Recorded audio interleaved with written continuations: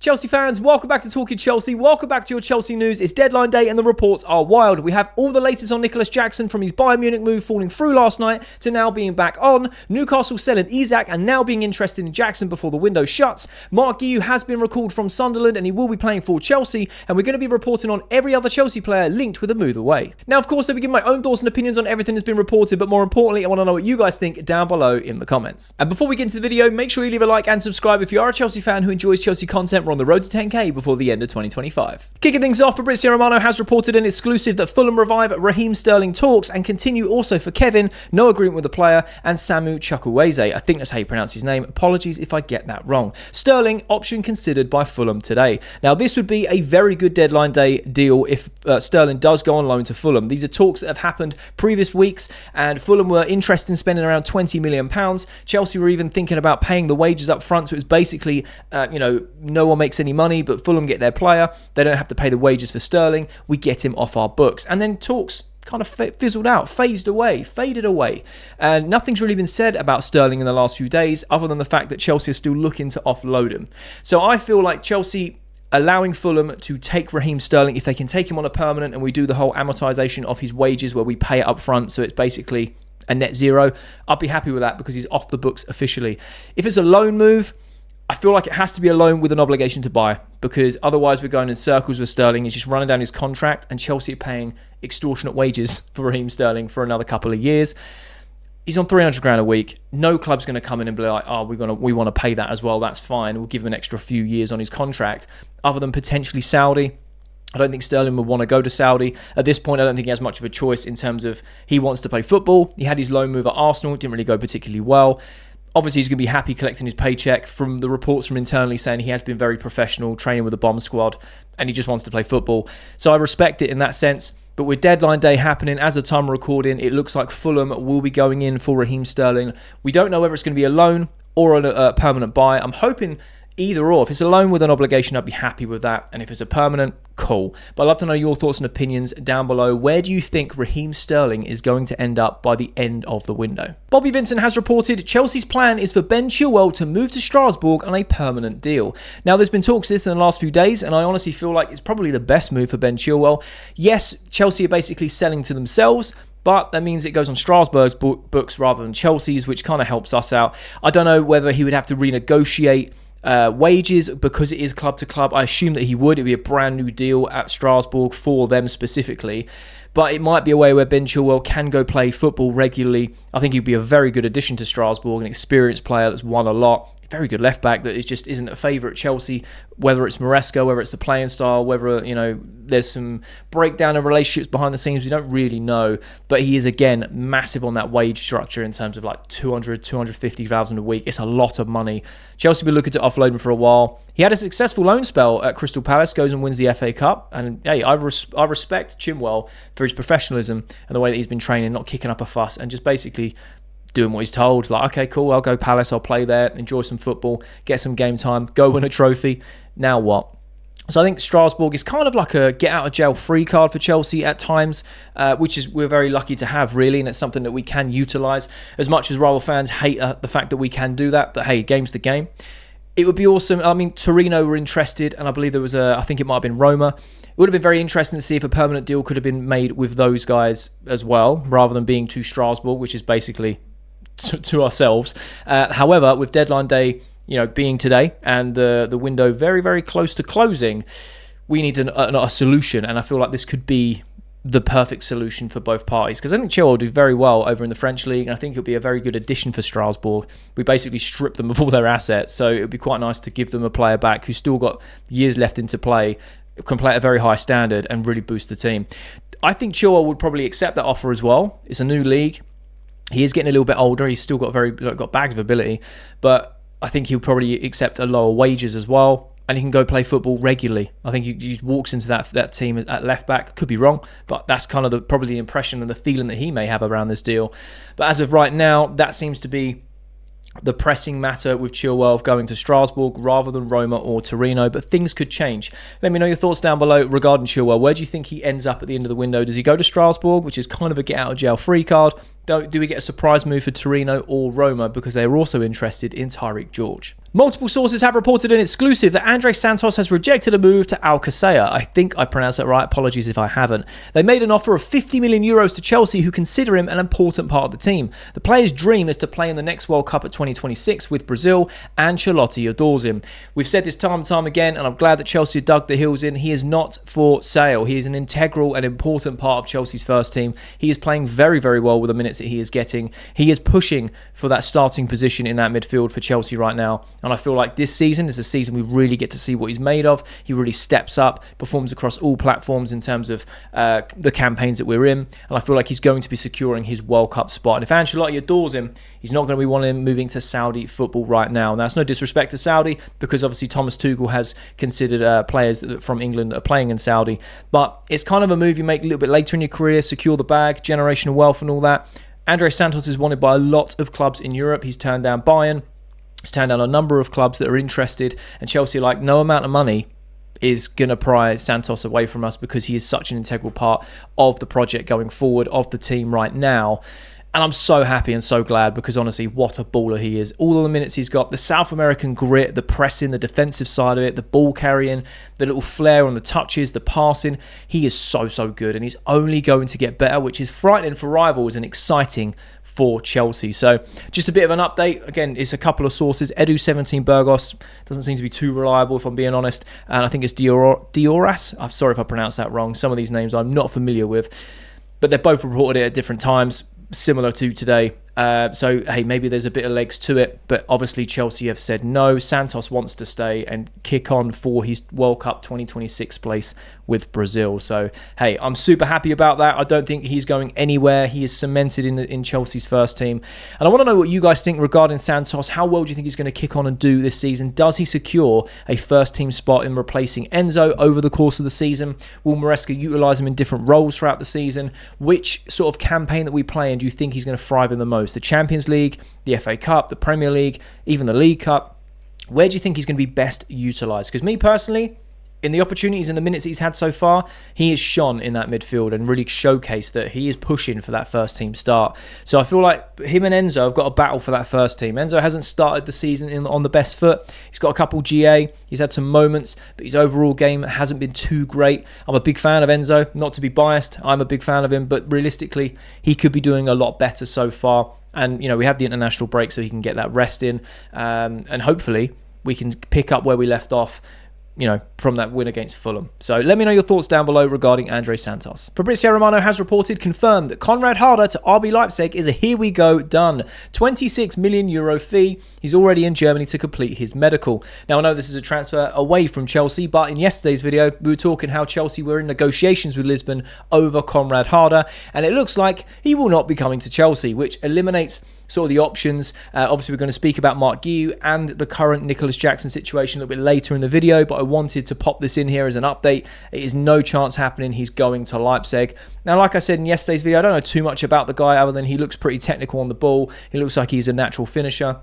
And he's still a player that is going on and developing, but he's playing very well at the moment. He's on a lot of European radars. He was on Chelsea's radar at the start of the window, and we had that running joke of like, that's the wrong sporting player. We want Gyökeres, not him. But now it's been confirmed that he is going to RB Leipzig. So that has been squashed. S. Johnson Sport has reported Chelsea have opted against pursuing a move for Fermin Lopez. A deal for Facundo Buonanotte has been agreed, adding to Maresca's options in a position Lopez operates. Ben Jacobs has reported that Facundo Buonanotte has completed his loan move to Chelsea, no option to buy. Bobby Vincent has then reported that Chelsea will pay a £2 million loan fee for Buonanotte. Now, this is very interesting. I didn't think that the Fermin Lopez deal was going to go ahead.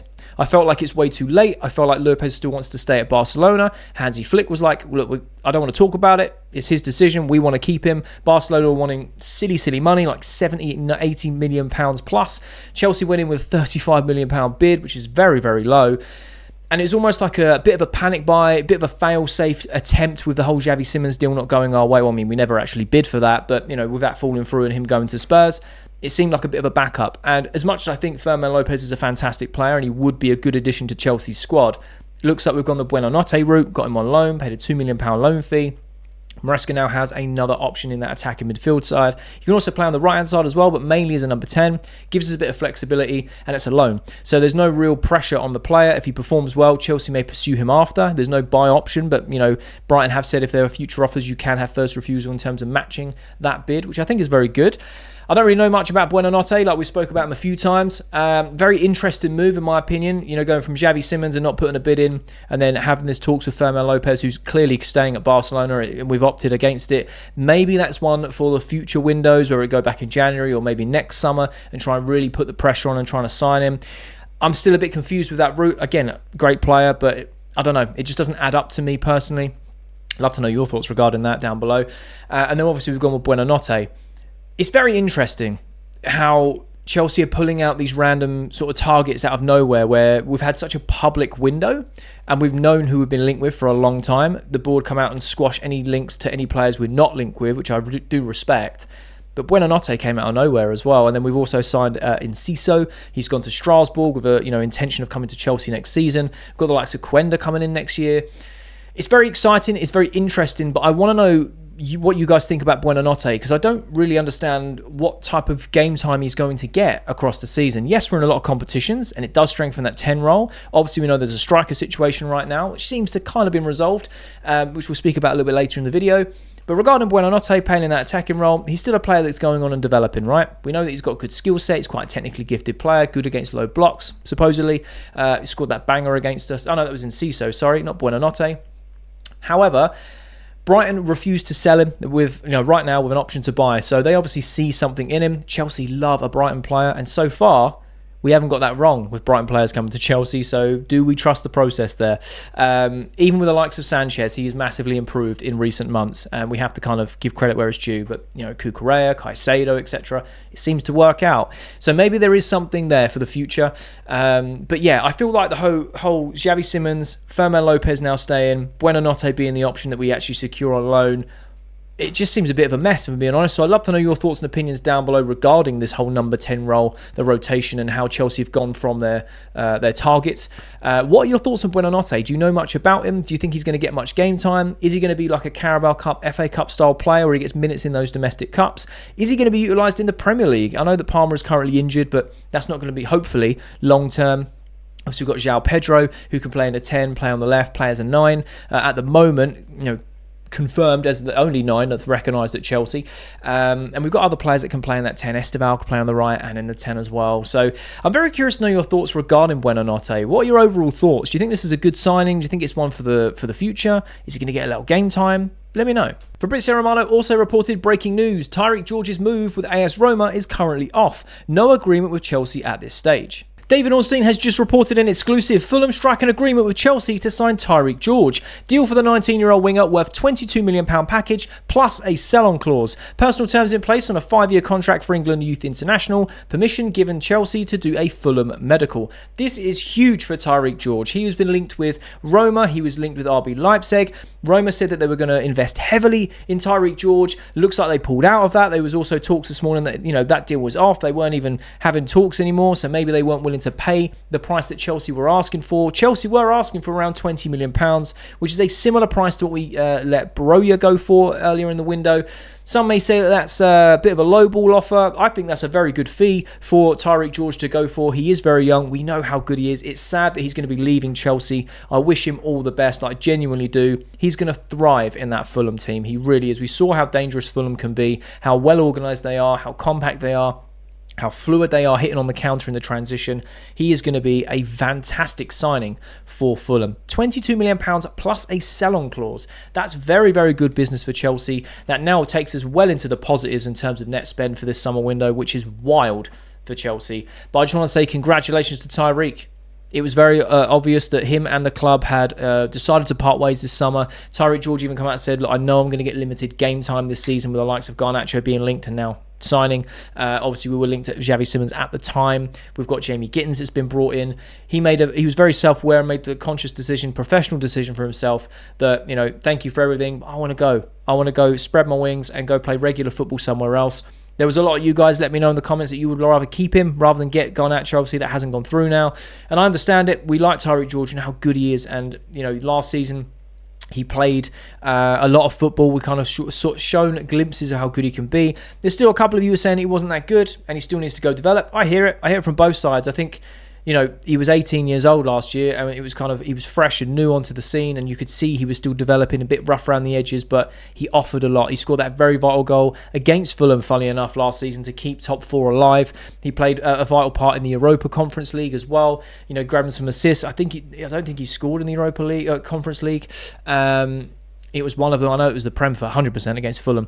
So, look, I see it from both sides. I would have liked to have kept Tyrique George if he was going to get minutes, but I also fully understand that Chelsea want to offload him. This is pure profit from the business side.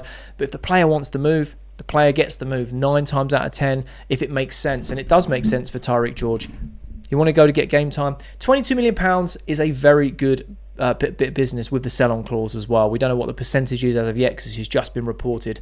But I would love to know your thoughts and opinions down below regarding this. Are you happy that Tyrique George is being sold for around 22 million?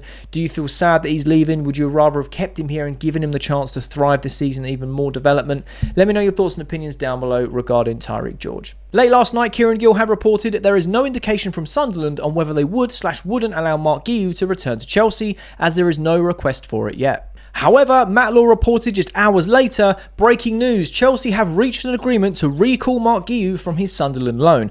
I think this is really good news, and I had lots of conversations with you in yesterday's video in the comment section, and some of you were saying, let Marc Guiu stay at Sunderland, it's going to be better for his development, you know, he's going to get the game time, why are we recalling him, he's only just gone there, and I understand that, but, you know, with this whole Nicolas Jackson situation, which we're going to speak about in a second, Chelsea can't leave themselves short, and there's not enough time. Like Conrad Harder, we were interested in, he's gone. There's no options. Who else is left in the market right now? Alexander Isak's made that move, so Chelsea can't even make a one last massive ditch attempt with a load of money at that, which I don't think they would have done anyway. The supply and demand, that's where we're at right now. And I think utilising Marc Guiu's loan and saying, right, we sent you on loan because you weren't going to get game time at Chelsea. However, things have changed and you will now get plenty of game time. This is your opportunity to fast track your development. I think a lot of people in the comments were getting quite confused in terms of, well, what's the point of loaning him out then? The purpose of a loan is, at the time, it was agreed from the player and the club that, all right, you're going to get limited minutes. We still want to keep you, but go and develop. Now, with Delap being injured for potentially longer than the 6 to 8 weeks that we first quoted, there is a big chunk of time for Marc Guiu to step up. He's a similar profile to Delap. I got it wrong as well. I thought Delap was taller than Guiu, but actually Guiu's taller. He must just look small on the TV. But yeah, he's a similar profile to Delap. We know how raw he is. We know how aggressive he is in his press and how he's willing to do the defensive work. We know that he's still developing. He's finishing. He's a natural finisher, but it still needs to be it's a bit rough around the edges. But I feel like this is a very good opportunity to bring back Marc Guiu. Now it's been recalled. Fair play to Sunderland because there wasn't a recall clause in his loan, which is pretty normal for most loan moves. This was a club-to-club thing, and I'm guessing that Sunderland were like, do you know what? Yeah, fair enough. You know, this is one of the only options. We'll let you have him back. So I get it. I'm actually quite sad in a sense that Guiu was going to get more minutes at Sunderland. I think he played about 15 minutes in the 3 games already this season for Sunderland. He's going to get a lot of game time after the international break with Delap being out for a lot longer. And even when Delap comes back, it's not an instant bench, because he's still got to then come back into fitness, get the minutes up, and then sort of be eased in. So Guiu's going to have a good run of games. João Pedro is not going to be the number 9 every single week until Delap is back. You know what Maresca's like. He's going to rotate. He's going to set us up differently against different opposition. So I genuinely feel like he's going to get a big chunk of time. It's going to accelerate his development. We all know that he's part of Chelsea's future plans, and he wants to play for Chelsea. Here it is. I'm so excited for this. So I don't think it's necessarily a bad thing in terms of recalling his loan. I think it's a very good thing. It's why loans are in place. But in terms of Guiu, super happy for him to be playing at Chelsea, playing at Stamford Bridge, getting those first team minutes across all the campaigns we're going to be in for at least the next 2 months. And like I said, if he performs well, he keeps his position. So he's going to get minutes in rotation with João Pedro regardless. He may even start games with João Pedro playing in a 10 or off the left. But then when Delap comes back, he needs to be eased in, so he's still going to get minutes. I think this is a golden opportunity for Marc Guiu, and I think he's going to be absolutely rubbing his hands together. But I'd love to know your thoughts and opinions down below. It's now confirmed that Guiu is back at Chelsea. Are you happy about this? Are you sad about this? Let me know your thoughts, because I think this is a fantastic opportunity for Marc Guiu. And now we're going to be talking about Nicolas Jackson and the roller coaster, which is his transfer saga. Late last night, Plettigol had reported breaking news. Bayern Munich have pulled the plug on the Nicolas Jackson deal. The deal is off. Fabrice Hawkins then reported the decision to not let Nicolas Jackson go to Bayern was made by Chelsea's board. Sky Sports had reported that Bayern Munich did not want to seek a permanent deal for Nicolas Jackson. Matt Lawler then reported, after Bayern called off the deal, it's understood that Nicolas Jackson intends to now travel to Senegal. Bobby Vincent then reported Nicolas Jackson's agent, Ali Barat, is fighting a lot to make a deal possible again. Jackson's camp are refusing to give up. Fabrizio Romano then reported that Nicolas Jackson to Bayern is back on. Chelsea have depth now with Marc Guiu back to the club and can renegotiate terms with Bayern, open to solutions. He then goes on to report the Nicolas Jackson deal was never off or collapsed, even after formal Bayern letter to return to London. Chelsea now have depth with Marc Guiu back at the club and can renegotiate terms. Jackson and Bayern, it's not over. He continues to report that Jackson does not want to go back to Chelsea. Chelsea feel it's not the best decision to have him back in the squad. Matt Law then reports that Chelsea want a loan with obligation or permanent deal for Jackson to go to Bayern Munich, but there is hope that all parties want to work towards a conclusion. Kieran Gill then reported that Nicolas Jackson to Bayern Munich is now close. He will move initially on loan. Sky Carver have reported that Chelsea are thought to be relaxed about the Jackson situation as he's contracted till 2033. He does not have to return to London as the players have 2 days off and then an international break. Chelsea are considering other options too in case he joins Bayern permanently. However, the Sun Sport reported breaking news. Newcastle are in talks with Chelsea over a deadline day move for Nicolas Jackson. Graham Bailey then reported Newcastle still want another striker before the window shuts, with Nicolas Jackson's name still in the frame amongst others. However, Fabrizio Romano has just reported at the time of recording, breaking news, Bayern and Chelsea seal new agreement for Nicolas Jackson deal done. Loan plus a buy clause with new element of obligation to buy included in the deal for 2026 as Chelsea wanted. Jackson already agreed a 5-year deal at Bayern, €15 million loan fee. Here we go again. So it doesn't matter what the links were. It was a roller coaster of Nicolas Jackson. The deal was off, the deal was back on. Will it be a loan? Will it be a permanent? Newcastle were then sniffing around early hours of this morning going, oh, we've just sold Isak, we could go for could go for Jackson. That's not happening. Jackson will be on loan to Bayern Munich this season, now with an obligation to buy, plus a wham loan fee for Chelsea. What, €15 million? What are you looking at, about like 12-ish million pounds? A record loan fee to be paid to Chelsea. Now we have the obligation to buy in there, or new element of obligation to buy, which obviously would need to be triggered by Nicolas Jackson playing at Bayern Munich. Now look, this was really, really messy. Ali Barat was doing some weird things in terms of constantly posting on social saying that we want the move. He's basically begging it, if I'm being honest. That's how it come across. And I know that there is a mix between the Chelsea fans that are saying, Jackson's in the right, dig your heels in, go get the move. And another portion of the fans saying he's still under Chelsea's contract, bring him back. This is what it is. Nothing was signed. Now that doesn't matter anymore. Nicolas Jackson dug his heels in. Ali Barat's worked around the clock. Bayern Munich clearly still wanted Nicolas Jackson, and Chelsea now secured Marc Guiu coming back from loan. This has now been sorted. So I want to say thank you, Nicolas Jackson, for everything you gave in the Chelsea shirt. You weren't consistently amazing. You did have some very good moments. You also had some very poor moments in terms of discipline and missing chances. You are young. You are developing. He's a very good striker. And now he's going to Bayern Munich on loan. So I think it's going to be a very interesting year to kind of watch Jackson grow and develop from afar, watching him in the Bundesliga. I think he's going to do very well in the Bundesliga. There's a lot more space to get in and behind, a lot more time on the ball. It's a different style of football that is played in the Premier League. And now it looks like Bayern Munich are now obliged to buy Jackson for around £56 million, which was quoted yesterday. Don't know if that's been, the specifics hasn't been released on that, but it was around that fee if he then hits that obligation to buy. So the whole roller coaster is over. It was just an absolute mess going around deadline day. It's actually been done a few hours before the window closes. So the question is, do Chelsea now go back into the market and try and buy someone before the window shuts? I personally don't feel like we will. I feel like this is the last deal we were going to get over the line with all the other deals that have gone on previously in this video. But I wish Nicolas Jackson well. I feel like it's a sad time, or a sad way to end what could potentially be his last time at a Chelsea shirt, because of this whole friction if he wanted to move, and Chelsea seemed to be quite relaxed because he's under contract for a long time. Of course, the Delap injury is basically what forced this to go through and what we were trying to bring him back for, and it really did cause friction. Chelsea had basically said to him all summer, you're not part of the project, you're not part of the plans, we're not looking to sell you actively, but we will listen to offers.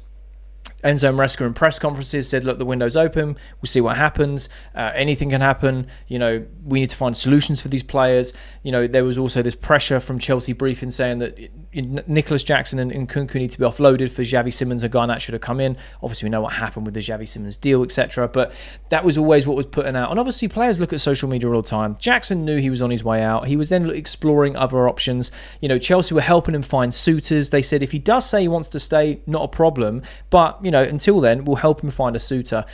Now, would Chelsea rather a big lump of cash up front? 100%. However, I feel like this is very, very good business in terms of what we are getting. We're getting basically a guaranteed lump of money for Jackson next year, which means Bayern can then take him on loan now. And we're getting a big loan fee, a record loan fee up front right now. So now we're in a massive net positive with the sales of Tyrique George and now the loan fee coming in for Nicolas Jackson. Obviously, we've just spent £2 million on the loan fee for Facundo Buonanotte, but Chelsea in a net positive, which is something we do not see in a transfer window. So I wish Nicolas Jackson all the best. I'm quite sad that it's kind of ended this way in terms of the friction between the player and the club. And obviously the Delap injury, which was unforeseen, but kind of forced this even more in terms of Chelsea wanting him back, Jackson pushing against that, wanting the move. But look, fair play to him and Ali Barat. They made the move happen. You know, Bayern Munich obviously wanted the player. And I'm glad that Chelsea dug their heels in terms of, okay, cool, if you are going to have him, we want a buying clause, we want a loan fee. That's our terms, and it's as simple as that. The window's shut and you make your choice. Now we've obviously got Marc Guiu coming back. That does kind of help us. Do I think that Marc Guiu is going to be able to lead the line? No, I don't. However, I do feel like he's going to have an important place in this squad in rotation and definitely getting minutes and developing. So it'll be very interesting to see what happens in terms of Chelsea now. And Nicolas Jackson playing in the Bundesliga. Bayern Munich have reported to say they're going to use him in rotation with Harry Kane. Obviously, they can use him on the left as well. Like Kingsley Coman has gone, and they're not really replaced anyone on that side. So it'll be very interesting to see how he's utilised, how he develops, how he gets on in the Bundesliga. I feel like he'll do very, very well, if I'm being honest. And from Chelsea's perspective, it's going to be interesting to see if we bring anyone in the final hours of this transfer window. So I'd like to know your thoughts and opinions down below regarding Nicolas Jackson's transfer to Bayern Munich. The here we go again. It feels like we just had 24 hours where we knew what was happening, then it was in jeopardy, and now the same thing that was agreed yesterday has been agreed again, except now with a buy clause. So I think this is a very good deal all around. The player wants to move. Chelsea are happy with the sort of terms. But I'd love to know your thoughts and opinions down below regarding Nicolas Jackson. Will Chelsea be okay with Marc Guiu, Delap and João Pedro as the three striking options throughout the season? Or do you feel like Chelsea should be going in the last final hours of this transfer market and securing a last minute deal? Because in all honesty, I don't think there's anyone available. And the same with Newcastle. They kind of wishy-washied around and sold Isak so close to the end of the window that they didn't even have a chance to then go in for someone like Nicolas Jackson. I know they bought Nick Voldemade, and I think he'll be a good deal, but I honestly think that Chelsea and Newcastle missed a prime opportunity for a fat wad of cash to have Jackson go on a permanent and play in the Premier League. But that's just me. Let me know your thoughts and opinions down below. And that's all of this Chelsea news. Let me know your thoughts and opinions on everything that's been reported down below in the comment section. I love having a conversation with you guys. And if you have watched this video all the way to the end, firstly, you're a real one, and I mean that, you're a real one. But secondly, there'll be a thumbnail appears on the screen. So if you are a Chelsea fan who enjoys Chelsea content, make sure you click that thumbnail because you'll enjoy that video too.